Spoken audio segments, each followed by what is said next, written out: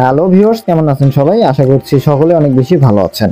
আজকের এই ভিডিওতে আমরা কথা বলবো বাংলাদেশের সবচেয়ে ক্ষুদ্রতম জেলাগুলোর মধ্যে অন্যতম একটিকে নিয়ে, যেটি আয়তনের দিক থেকে বাংলাদেশের ৬২তম জেলা, অর্থাৎ এর চেয়ে মাত্র ২টি ক্ষুদ্র জেলা রয়েছে বাংলাদেশে। ডিয়ার ভিউয়ার্স, যেই জেলাটির কথা বলছিলাম সেটির নাম হচ্ছে ঝালকাঠি জেলা। আজকের এই ভিডিওতে আমরা ঝালকাঠি জেলার অবস্থান, ইতিহাস এবং সেই সাথে অনেক ইউনিক কিছু ইনফরমেশন আপনাদেরকে জানাবো। সো আপনি যদি ঝালকাঠি জেলা সম্পর্কে জানতে চান, এই ভিডিওটি অবশ্যই আপনার জন্য। Let's play the video.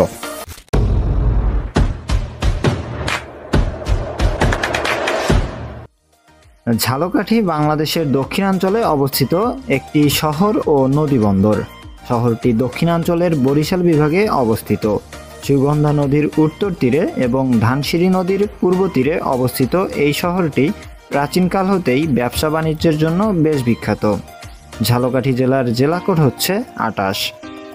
১৮৭৫ সালে তৎকালীন ব্রিটিশ সরকার কর্তৃক ঝালকাঠি শহরের পরিচালনার জন্য ঝালকাঠি পৌরসভা স্থাপিত হলে এ শহর পৌর শহরের মর্যাদা লাভ করে।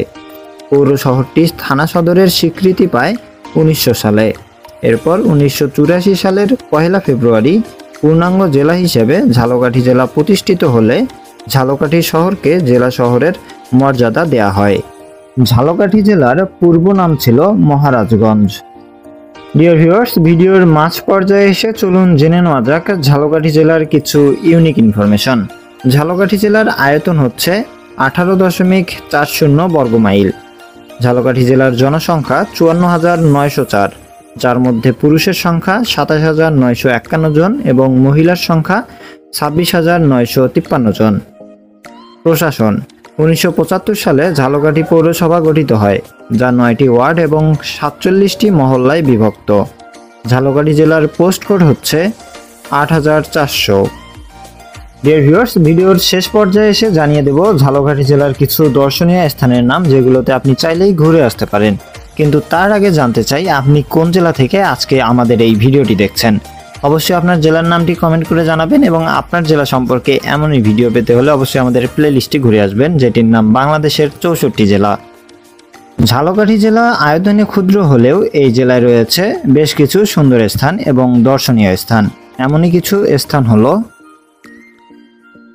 শেরে বাংলা একে ফজলুল হকের মা সৈয়দুন্নেসার বাবার বাড়ি, সুগন্ধা নদী, পৌর মিনি পার্ক, এছাড়াও বর্ষার মৌসুমে ভীমরুলি আটঘর, কুরিয়ানার পেয়ারা বাগান বেশ বিখ্যাত।